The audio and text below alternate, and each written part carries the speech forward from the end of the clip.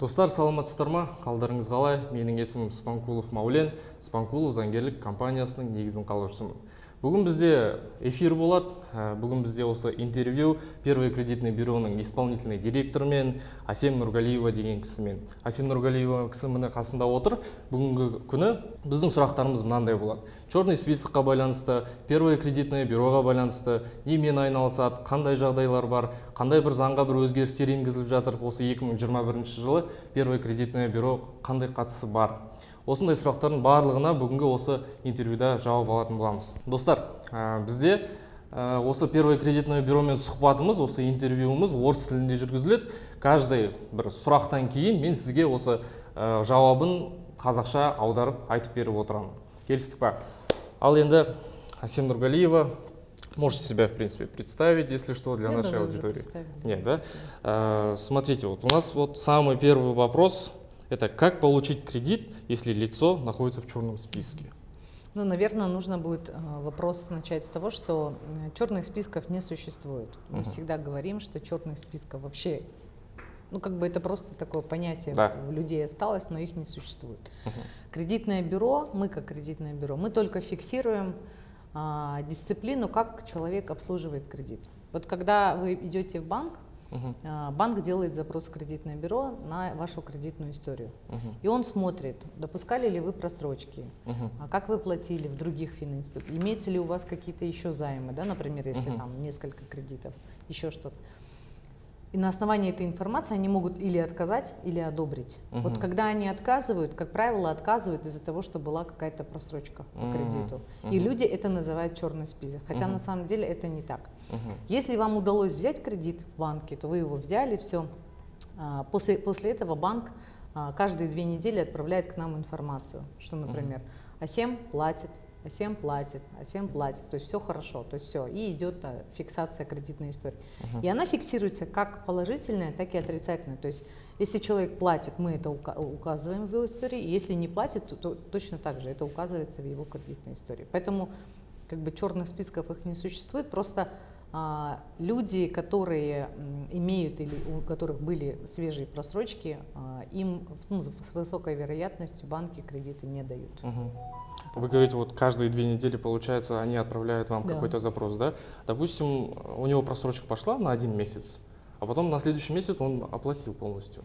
Допустим, за 2 месяца отправил осталось, уже, да? Запись остается. Запись по-любому остается, да? И это уже влияет, да, на минус, ну, смотря какая просрочка. То есть очень сильно влияет просрочка больше 60 дней.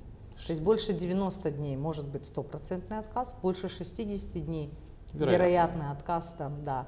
Если просрочка до 15 дней, она, ну, как бы, она техническая, ну, то есть это бывает так, что человек уехал в отпуск, забыл, платеж не принялся, ну, какие-то такие обстоятельства. И банк это считает как техническая просрочка, он еще может это допустить. Вот, от 15 до 30 дней это уже как бы такой, ну, как бы могут выдать кредит, но, например, там еще дополнительно какие-то условия будут смотреть. Там, например, что у вас, обслуживались вы в этом банке или нет, есть у вас счета, там, карточки и так далее. Но если просрочка 90 дней или 180 дней или 120 дней, там, ну, с высокой вероятностью будет отказ. Но ипотека точно отказ. Потребительский еще можно как бы посмотреть. Вот. Но здесь нужно еще понимать как бы историчность, да, то есть если у вас просрочка прямо сейчас, вот в моменте, да, например, под какому-то кредиту, и вы идете в другой банк, у вас есть действующая просрочка, то, скорее всего, кредит не дадут. Если вы эту просрочку уже закрыли и прошло какое-то время, в зависимости от суммы кредита вам могут дать. Если это, допустим, потребительский кредит, то, скорее всего, дадут. Но если это, допустим, ипотека, и вы, там, допустим, погасили кредит с просрочкой полгода назад, могут не дать, потому что, ну, как бы, если вы уже такое вот... Уже история очень плохая, уже, да. И даже если ты потом погашаешь этот кредит, история о том, что ты вот так платил, она остается все равно. Многие думают, что, все, я погасил, и у меня, значит, все это стерлось. Оно не стирается. Оно же каждые 10 лет, да, или 5 лет, по-моему? Хранение кредитной истории, да, у нас сейчас идет... Раньше было 10 лет, мы должны были хранить, сейчас 5 лет. Все понятно. Ну, там даже не хранение, а отображение информации в кредитной истории за последние 5 лет. Вот так все понятно. То есть храниться она может и дольше, может там но отображать информацию мы в кредитном отчете можем за 5 лет. Понятно, все хорошо. Для нашей аудитории тогда я переведу на казахский язык. Достар, біздің ең бірінші сұрағымыз осы кредитті алуға бола ма, яғни сіз черный спискте болсаңыз деген сұрақ болды. Осы Әсем Нұрғалиеваның айтуы бойынша черный список деген понятие вообще жоқ бізде. Черный список дегенде біздің бір сөзбен айтқан кезде біздің халық оны өзінің ойластырып алған, өзінің туындатып алған бір сөзі черный список, черный дейді кейбіреу, черныйға түсіп кетті, не істеуге болады деген. Бірақ ондай негізі сөз, ондай термин, ондай понятие жоқ. Әсем Нұрғалиеваның айтуы бойынша. Осы сіздер белгілі бір просрочкаға өткен кезде банк 2 апта сайын сіз туралы ақпаратты осы первый кредитный бюроға жіберіп отырады. Яғни сіз төлеп жатырсыз ба, төлеп жатқан жоқсыздар ма деген сияқты толық ақпараттар беріп отырады. Мысалы, сізде бір просрочка кетті, бір айға осы просрочка туралы ақпарат уже первый кредитный бюрода болады. Егер де бір ай просрочка болып, екінші айын қайттан төлеп кетсеңіз, сіздің осы бір ай төлемей қалған осы просрочкаңыз туралы ақпарат барлығы осы первый кредитный бюроның өзінде қалады. Сонымен қатар, достар, первый кредитный бюроның ішінде сіз туралы история деп айтады ғой, қазіргі кезде кредитный историям қанша сақталады деген сияқты. Сол негізі 10 жыл деп айтатын бұрындары, бірақ қазіргі кезде 5 жылға дейін деп бізге Әсем Нұрғалиевна осы кезде айтып отыр. Ал енді біз өзіміздің екінші сұрағымызға келейік. Екінші сұрағымыз бізде: могут ли коллекторские организации или микрофинансовые организации или банки отправить запрос в кредитное бюро и убрать с черного списка? Ну, не с черного списка, а, допустим, историю. Допустим, вот смотрите, человек... Я знаю, да, про что вы говорите, но смотрите, если они уже выгрузили, то есть информацию в кредитное бюро может загрузить только, ну, для нас по закону они называются поставщик информации, только сам кредитор. Вот вы взяли кредит, например, там, в БСБанке. Вот БСБанк по вам имеет право информацию вносить в базу. И он же может только ее скорректировать. То есть другой никто не может. Вот если они выгрузили, даже вы тоже самое. Мы по закону вообще не имеем права ничего менять. Только сам банк может. Вот, например, если бывают случаи, что банк там говорит нам, что есть какая-то там, ну, какие-то технические были проблемы, да, и информация некорректно выгрузилась, то они это все как бы сами перезаливают на корректную информацию. Это банк делает. Сами заявление отправляют вам официально, а потом вы уже меняете, да, уже здесь? Нет, они сами это меняют в системе. А сами же, да? У них есть доступ прям? Да, у них есть свой доступ, они это все сами меняют. Если, например, кредит был оформлен мошенническим способом, то есть такое тоже бывает, да, что заемщик, например... Допустим, он не взял, через него кто-то взял. Через него кто-то взял, он это обнаружил, начинается разбирать. Как правило, выходит решение суда, займ признается мошенническим. На основании решения суда, опять-таки, этот банк или МФО или коллекторская, они удаляют этот контракт у нас в системе. То есть мы видим, что контракт по такому-то заемщику был удален, основанием являлось решение суда такой-то, такой-то. Значит, коллекторская организация имеет тоже право, тоже, да, если они выгружают к нам. Но коллекторская организация выгружает к нам только те контракты, которые они купили у банков. По уступке, да? Да, только те, которые они выкупают. Если они просто взяли их на отработку, там, допустим, там, просто позвонить и так далее, да? Тогда это банковский кредит считается, банк обновляет. Но если они купили уже у банка, значит, теперь банк нам передал информацию, что все, мы переуступили коллекторской, и последняя запись закрывается, все, он больше не обновляет этот контракт. Теперь коллекторская этот контракт обновляет дальше как новый кредитор, и у них все эти права сохраняются. То есть если на этапе, допустим, такое часто бывает, что коллекторам продали займ, и потом выясняется, например, что он мошеннический, да? Или там еще какие-то бывают детали, то коллектор уже сам у себя, допустим, там списывает долг или что он делает, а к нам он делает удаление на основании определенных решений. То есть это они сами как бы делают. Понятно. Так, достар, өздеріңіз естіген шығарсыздар, менің ойымша бұл жерде еш қиындық жоқ. Мысалы, сіздердің аттарыңыздан біреу мошеннический немен кредит алып жіберсе, немесе онлайн займдар алса, содан кейін барып сіз туралы ақпарат ары қарай первый кредитный бюроға өтеді.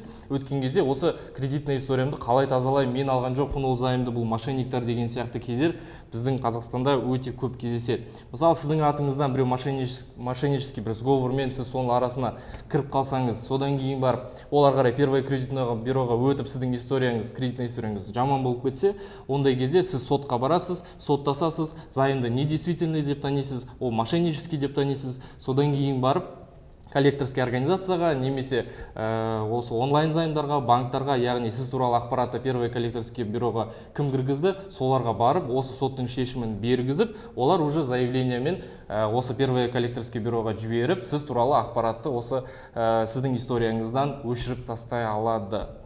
Достар, енді келесі сұраққа өтейік. Келесі сұрақ бізде. Так, Асия Нургалиевна, смотрите. В случае, если коллекторские организации начинают хамить и так далее заемщикам, они могут обратиться к вам, точнее, в первое коллекторское бюро. Кредитное. Да, в первое кредитное бюро. Или могут обращаться только в Национальный банк?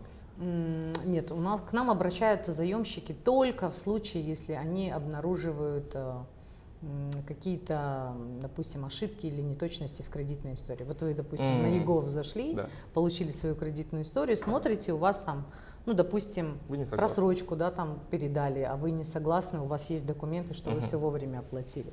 Или, например, там какой-то другой кредит, да, там на вас оформлен. Ну, какие-то такие. Тогда заемщики к нам обращаются за услугой оспаривания кредитной информации о кредитной истории, она бесплатная, они к нам могут обратиться. Все остальные, ну или там, допустим, бывают там мошеннические займы, либо к нам могут позвонить, там, не знаю, там, поговорить там, с каким-то банком, чтобы они там что-то там исправили. Ну, то есть в любом случае это все касается кредитной истории. Если это взаимоотношения коллектор, там, заемщик, если кто-то что-то, вот как вы говорите, хамит и так далее, это только агентство по защите, департамент по защите прав потребителей. Говоря, да? Не Нацбанк, это сейчас агентство финансового развития, у них есть департамент по защите прав потребителей. Вот туда надо обращаться, они такие как бы споры сами. К нам даже когда звонят, мы, естественно, ну, у нас нет полномочий это все. Мы ну, только, говорите, уже не к нам, да? Да, мы только по кредитным историям работаем. Все понятно. Вот у меня следующий вопрос. Вот смотрите, чем занимается в целом первое кредитное бюро и что это такое, да, вообще? Ну, в целом, если от себя, что можете добавить, сказать, вот, чем вообще мы занимаемся. Вот кредитные истории, ну, кроме этого, возможно, еще какие-то действия. Ну, смотрите, вообще как бы первое кредитное бюро, мы как инфраструктурная организация на финансовом рынке. Мы работаем, там у нас порядка больше 700 поставщиков информации, которые к нам наполняют информацию, которые от нас берут данные. И без нас практически не проходит ни один процесс кредитования. Оформляете вы в приложении Каспи, там, идете в Технодом, не знаю, там, заходите в Мечту. Любой кредит, онлайн-кредит, офлайн-кредит, он не проходит мимо первого кредитного бюро. Почему? Потому что мы даем в этот процесс информацию по кредитной истории, и плюс мы являемся таким как агрегатором данных по заемщику. То есть мы собираем всю информацию сейчас по любому физическому и юридическому лицу.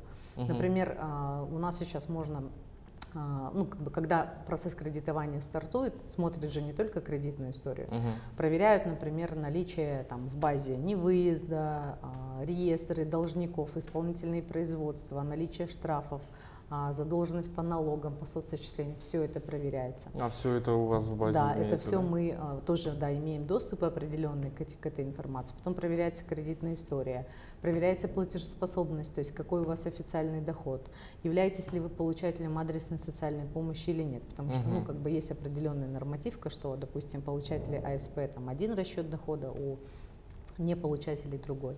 Там, если вы самозаняты, не самозанят. То есть много всяких разных проверок нужно пройти, и это все проходит очень быстро в режиме онлайн, и этим вот как раз-таки мы и занимаемся. То есть мы помогаем рынку как можно больше информации по заемщику отдать в онлайне. Да. Что это вам дает, как заемщику? Вы можете только с одним удостоверением прийти и за 3 минуты получить кредит. То есть если раньше, если помните, надо было тащить там документы какие-то свои, да, нужно было там кучу всего принести еще, там банк требовал, то сейчас вы просто приходите с удостоверением, и выдача кредита может быть за 15 минут. Это все делается, да, это все делается благодаря тому, что у нас есть доступы к разным данным, банки к нам подключаются, и мы очень быстро отдаем эти ответы, очень быстро генерим эти отчеты и отдаем. Вот, поэтому сейчас, в принципе, там, такое понятие, как онлайн-кредит, это во многом зависит от того, как в банке построены процессы и как работает кредитное бюро по сбору информации. Вот как бы вкратце мы вот, как бы занимаемся вот этим вот. Нашей аудитории я тогда переведу на казахский язык, да, полностью. Достар, егер де коллекторский организациялардың звоноктарынан, коллекторский организациялардың сіздерге үйлеріңізге келіп, бір керемет бір қылықтарды жасап жүрсе, ондай кезде сіздер осы первое кредитное бюроға емес, тек қана национальный банктің ішіндегі организацияларға ғана хабарласа аласыздар. Сонымен қатар, екінші сұрақты мен мына жерде қойдым. Первое кредитное бюро немен айналысады, және бұл өзі не деген сияқты сұрақ қойған болатынмын. Осы Әсем Нұрғалиевна біздің сұрағымызға жауап берді. Яғни первое кредитное бюрода ол сіздер туралы, біздер туралы, кім кредит алады, сол адамдардың туралы ақпараттар. Яғни сіз белгілі бір банкқа барған кезде, немесе микрофинансовый организацияларға, финансовый бір басқа организацияларға барған кезде, осы сіз туралы ақпараттар, олар осы первое кредитное бюро арқылы сіз туралы ақпараттарды ала алады. Ол дегеніміз, мысалы, мен барып бір кредитті алатын болсам, мысалы Каспий банктан дейік, Каспий банк алады да, осы первое кредитное бюроға барып жібереді негізі запросты. Сол запроста менің бүкіл историям шығарып, осы историяның барлығын Каспий банкқа алып келетін, информацияның барлығын беретін бұл первое кредитное бюро. Осы ақпараттардың барлығы первое кредитное бюрода болады. Осындай негізі жұмыспен айналысады первое кредитное бюро. Келесі сұраққа көшейік. Президент Республики Казахстан, наш уважаемый Касым-Жомарт Токаев подписал законопроект, в котором срок черного списка, ну, грубо говоря, да, изменился с 10 до 5. С черного списка автоматом, говорят, с ПКБ сами убирают, да, из базы, или сами граждане должны направлять какое-то заявление, или я не знаю, какие-то Ну, смотрите, письма. сейчас текущая как бы норма закона звучит таким образом, что мы не отображаем информацию старше 5 лет. Вот закрыли кредит в 2016 году, все. Вот все, что было там до 2016 года, мы не имеем права отображать. Это уже стирается. Вот. Она не стирается, она просто у нас остается, но она не отображается, да.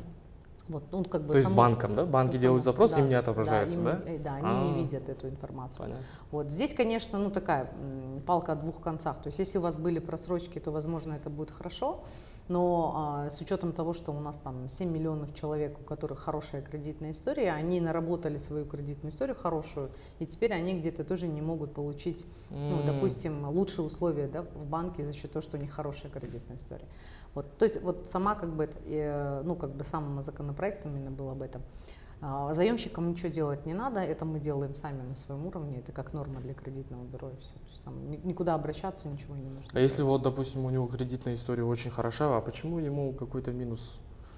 Ну, потому что это же история, любая история, она влияет на процентную ставку, на одобрение, на выдачу кредита, на сумму кредита, да, потому что если, допустим, все хорошо, то без проблем вам дадут ипотеку, там, не знаю, на 20 миллионов, да, если у вас история, там, допустим, кредитная, допустим, там, не знаю, вот, не то чтобы плохая, да, ну, допустим, где-то вы допускали просрочки, но это было давно, то вам могут дать там 15 миллионов, да, ну, то есть чем лучше история, тем лучше у тебя будут условия. Поэтому здесь вопрос как бы в том, что те, у кого просрочки есть, конечно, они говорят, ой, так хорошо, что там мои просрочки там 5-летней давности не видно, да, а другие там 7 миллионов человек, которые говорят, блин, ну мы всю жизнь хорошо платили, теперь мы даже не можем с помощью этой истории, допустим, улучшить свои, свои условия по кредиту. Все понятно. Вот такое как бы. Но тем не менее у нас как бы и вышел закон, и сейчас если там зайдете на ЕГОВ, например, то можно будет уже увидеть свою усеченную кредитную историю только за 5 лет.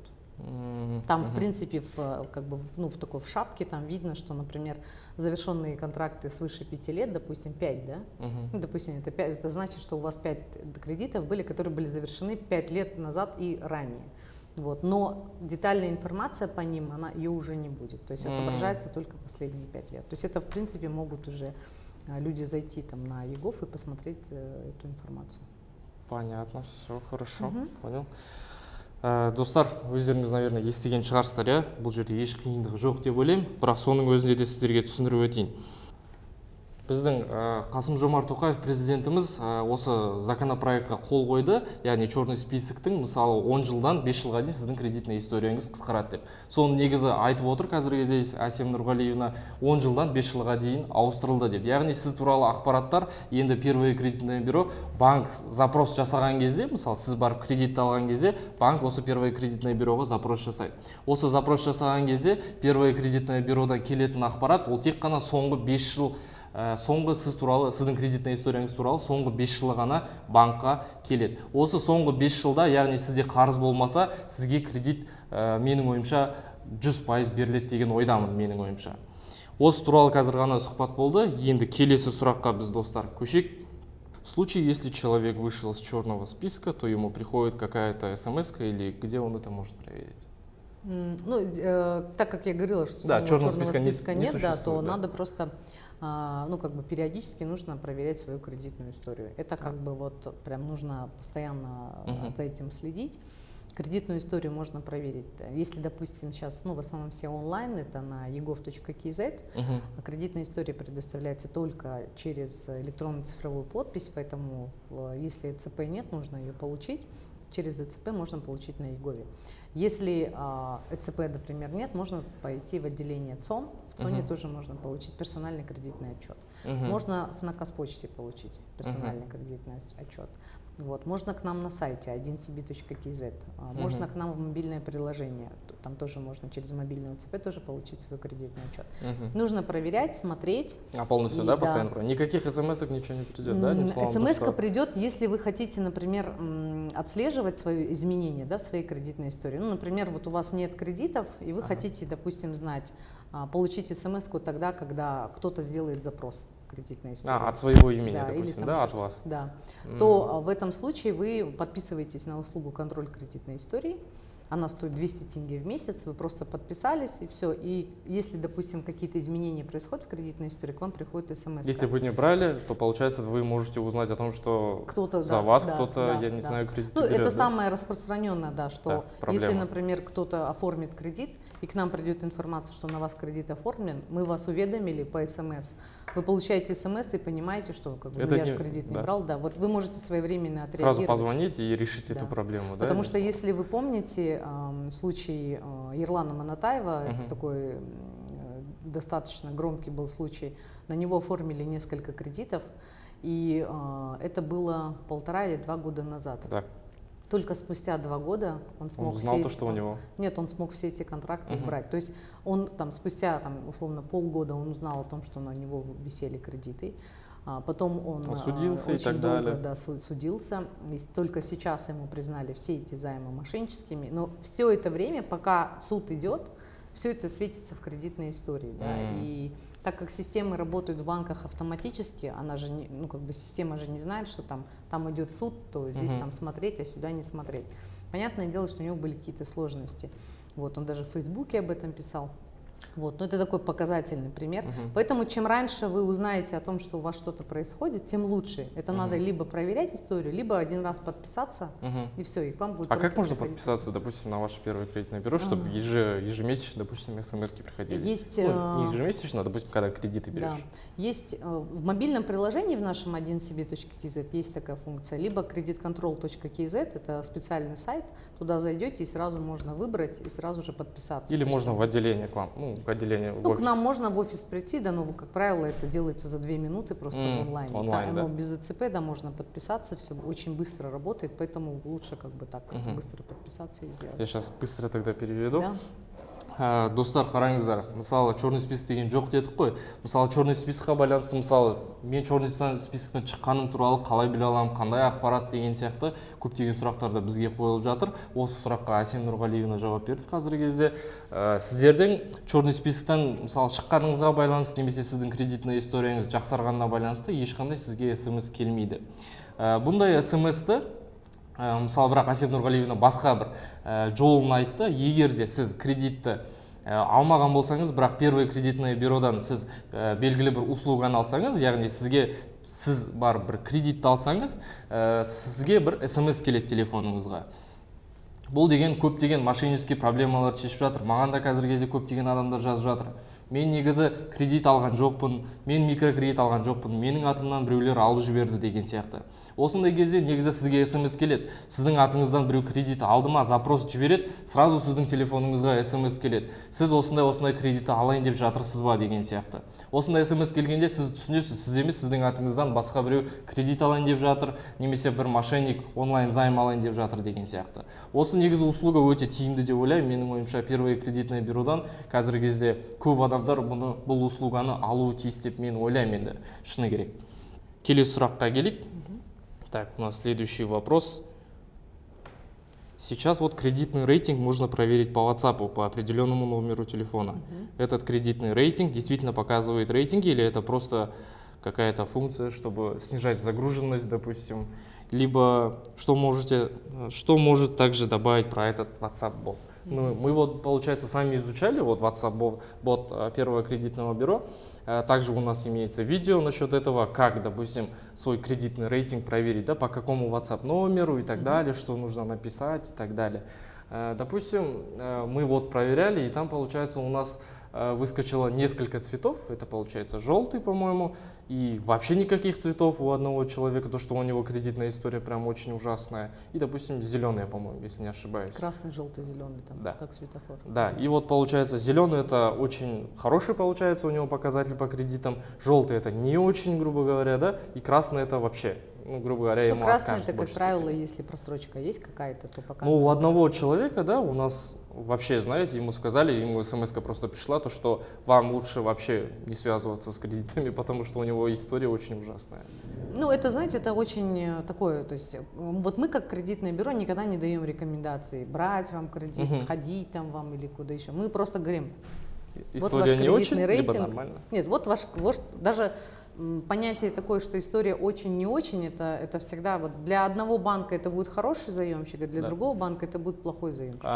У каждого свои критерии, конечно, да? у каждого свои критерии, поэтому мы просто говорим, вот история, вот кредитный рейтинг, а будете вы его кредитовать, насколько вы будете его кредитовать, потому что, допустим, один банк скажет, я такому заемщику дам кредит на 10 лет, там, на 5 миллионов, а один банк скажет, я дам такому, допустим, там, на 10 лет там, на 20 миллионов, а один скажет, я там дам такому только там, на 2 года, там, и, допустим, не больше миллиона тенге. У каждого свои критерии. Поэтому кредитный рейтинг, он нужен для чего? Для того, чтобы вы сами вот перед тем, как вы идете в банк, вы можете посмотреть свой кредитный рейтинг. Если он красный, то, скорее всего, есть просрочки, и они сейчас есть, и они большие. Если желтый, то, скорее всего, либо была просрочка, либо может быть так, что слишком много открытых кредитов. Ну, то есть много займов, и это большая кредитная нагрузка. Есть хороший рейтинг и есть очень хороший. Да? Хороший рейтинг – это, как правило, у тех, у кого там все, нет каких-то просрочек, и там, допустим, там, или вообще не брал, да, допустим? Ну, когда не брал кредит, то он не считает, он говорит, что нет данных для расчета. То есть кредитный рейтинг он не может посчитать, потому что он же считает по поведению в истории, а если у вас истории нет, то как бы, там не нечего может, анализировать. Да, вот, самый, конечно, хороший вариант, да, и вот если так разобраться, то когда у вас всегда есть какие-то займы, они могут небольшие быть, да, вы их погашаете, там берете новые, погашаете, ну, то есть это такой самый приемлемый вариант для этого. Поэтому рейтинг, он такой достаточно важный. WhatsApp-бот, он в принципе нужен для чего? Для того, чтобы проверять кредитный рейтинг. В WhatsApp-боте можно подписаться на контроль кредитной истории. Да, в WhatsApp-боте можно посмотреть, где ближайшее отделение или где получить свой кредитный отчет. То есть если вы стоите там где-то и хотите поблизости узнать, где там в каком зоне можно будет там вот это все посмотреть. И плюс есть консультации, да, то есть можно там получать какие-то консультации, потому что у нас очень много людей приходит, и практически у всех одинаковые вопросы, поэтому да, автоматизировали через одним словом, чат-бот, да, можно все это в автомате. Ну, если прям бывают какие-то, такие вот там неординарные истории, конечно, они дозваниваются и там пишут, но там ко мне в Facebook очень много пишет, да, я каждую неделю сама консультирую заемщиков, чтобы просто примерно, понимать, да, какие у людей проблемы есть. Вот, но основная часть вопросов, она через боты закрывается, конечно. Достар, қазір ғана WhatsApp бот туралы негізі көптеген затты осы Әсем ханым айтып кетті. Бұл жерде мынандай жағдай қараңыз. Біздің де негізі YouTube каналымызда видео бар, осы WhatsApp-тан өзіңіздің кредитный рейтингтеріңізді қалай тексеруге болады деген. Осыны негізі өздеріңіз көрсеңіз болады. Сол видеоны содан кейін барып осы сұхбатта да Әсем ханым толығымен бұл жерде барлығын айтып кеткен болатын. Сол WhatsApp бот арқылы көп затты білуге болады. Бағанағы айтып кеткен осы мошенниктарға түсіп қалмас үшін осы уведомленияны сол WhatsApp бот арқылы да қосып алуға болады. Бізге көптеген адамдар комментарийларға жазған, WhatsApp бот істемейді, неғып істемейтінін білмейміз, бізге 0 деген шықпайды деген сияқты. Бірақ WhatsApp бот істейді. Барлығымыз, мен де өзімнің видеомда оны көрсеттім. Сонымен қатар Әсем ханым да осы жерде қазіргі кезде айтып отыр сол туралы. Ал енді келесі сұрақ, в случае, если гражданин или юридическое лицо, не являющееся банком или МФО, хочет дать займ другому лицу, то он может проверить кредитную историю этого человека через ПКБ, чтобы избежать потом судебных разбирательств. Да, может. Если это юридическое лицо, Да. оно может заключить с нами договор, и при наличии согласия от второго юридического лица, например, он может проверить кредитную историю. Но это только при согласии. То есть без согласия вообще проверять нельзя. Если это физическое лицо, например, один человек дает в долг другому человеку и хочет его кредитную историю проверить, он может пойти и сказать ему: принесите свой кредитный отчет из ЕГОВа или из ЦОНа, вот, и человек ему как бы приносит. Если, допустим, там у нас с вами какие-то взаимоотношения, я вам приношу этот кредитный отчет, ну, распечатанный, да, и вы хотите проверить, он настоящий он или не настоящий, вы в наше приложение заходите, там есть QR-сканер, на самом кредитном отчете есть QR-код. Наводите, и он вам даст, что да, действительно, там, ну, как в ЕГОВе, да, такая же функция есть, что можно посмотреть, такой документ вообще существует или нет. Но это защищает в тех случаях, чтобы, например, ну, юрлица, которые передают какие-то деньги, чтобы у них была чтобы какая-то они не подделывали страховка, эту историю, да, потому что, ну, как бы это же документ, его же можно и напечатать, и подделать, в принципе, да, поэтому, чтобы его не подделали, есть как бы такая система. Но если юрлицо хочет запросить на другое юрлицо, без проблем, это можно сделать, но это нужно, во-первых, нужно заключить договор с кредитным бюро, во-вторых, нужно получить согласие от этого субъекта юридического лица на то, что там вы даете, допустим, кому-то проверить вашу кредитную историю. Ну, то есть это не так просто сделать, но как бы теоретически это можно сделать. Достар, қараңыздар, белгілі бір компаниялар бір адамдарға белгілі бір ақшаны берген кезде сол туралы негізі договорға отырасыздар, содан кейін барып осы первое кредитное бюродан сол адам туралы ақпаратты аласыздар. Мысалы айтайық, сіз бір бизнесменсіз, сізде белгілі бір компанияңыз бар. Содан кейін барып сіз бір адамға осы белгілі бір займ, белгілі бір ақшаны беретін ойларыңыз бар. Сол кезде первое кредитное бюро арқылы сіз осыларға келіп, осы жерде первое кредитное бюромен договорға отырып, содан кейін барып сол адам туралы толық ақпараттарды, кредитный историяларын барлығын тексере аласыздар. Так, у нас, скорее всего, на этом вопросы наши заканчиваются. Вы от себя что можете добавить касательно вот ПКБ, да? В чем в будущем, я не знаю, какие цели у ПКБ или какая польза, да, допустим, у ПКБ для нашего народа и так далее, для нашей аудитории, грубо говоря? Ну, наверное, хочу сказать следующее, что мы как кредитное бюро, мы не преследуем цели, чтобы людям не давали кредиты или загонять в черные списки. Наоборот. Наша задача собрать максимальную информацию о заемщике, чтобы вы на основании этой информации получили лучшие условия в банке, в микрофинансовой организации, неважно. Вторая задача, чтобы вы эти кредиты получали быстрее, тогда, когда они вам нужны. То есть не так, как у нас было несколько лет назад, 10 лет назад, 3 дня надо ждать, там, бегать надо, грубо говоря, бегать надо, еще что-то. Сейчас, в принципе, это становится очень быстро, и в том числе благодаря тому, что мы как кредитное бюро работаем.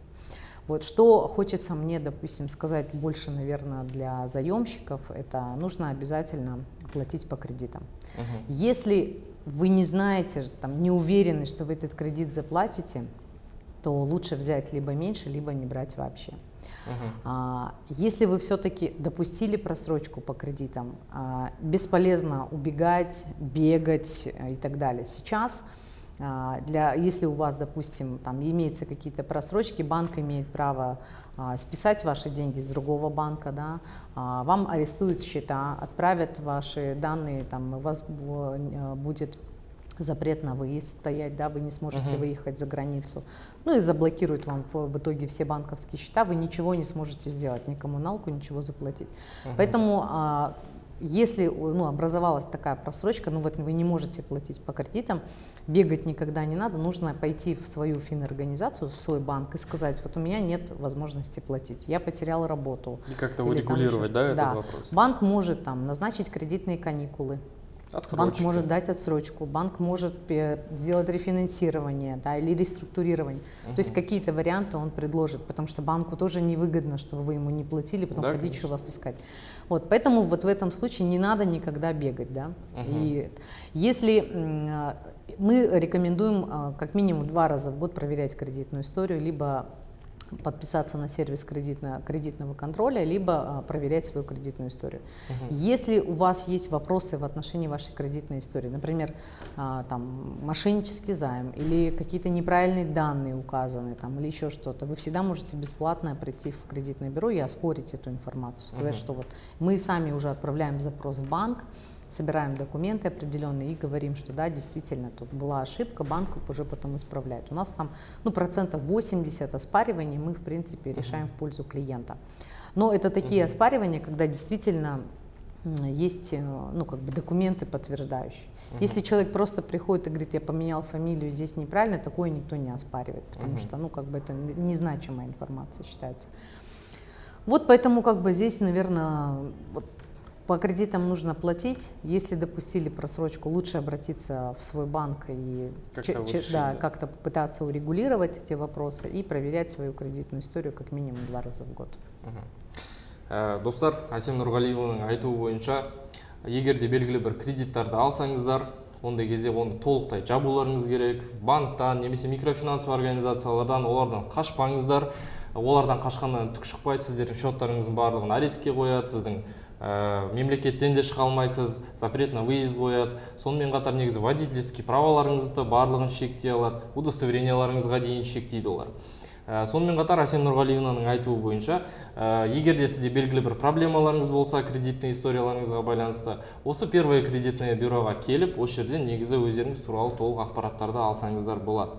Осы жерден толық ақпарат, сонымен қатар консультацияны да аласыздар. Достар, ешқандай сіздердің кредиттарды алып, содан кейін барып, одан қашып, сөйтіп жүретін болсаңыздар, сіздің кредиттарыңыз ешқайда жойылып кетпейді, президенттер оны кешірмейді, ештеңе болмайды, оны өздеріңіз ғана жабуыңыз керек. Егер де бірақ сіздер сондай просрочкаға шығып кетсеңіздер, сондай бір белгілі бір проблемаларыңыз болып жатса, ондай кезде сіздер банктың өзіне хабарласып, осы банкпен проблеманы шешуге тырысып көрулеріңіз керек. Яғни белгілі бір тиімді график қоюға, сонымен қатар оны рефинансирование жасауға, немесе банкқа барып заявление жазып, белгілі бір каникул, отсрочка алуға негізі сондай жасауға тырысу керек. Осымен негізі бүгінгі біздің сұхбатымыз бітті. Наше интервью на этом заканчивается тогда. Все. Достар, сау болыңыздар, көріскенше.